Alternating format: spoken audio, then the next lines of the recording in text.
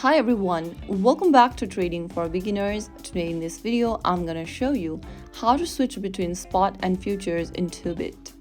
So let's get started. It is super quick and easy. First of all, launch open your Toobit application on your smartphone and log into your account.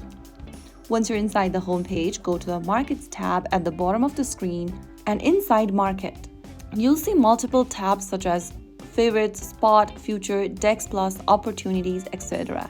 If you want to do normal buy or sell trading, you can tap on Spot and then you can select a trading pair and start viewing charts or entering orders. But if you want to trade contracts with leverage, then tap on Futures at the top and then select one of the trading pair to start viewing charts or entering orders. So that's it. You can switch between spot or future trading on Toobit. If you found the video helpful, don't forget to like, share and subscribe to our channel. I will be back again in the next video. Stay tuned till then.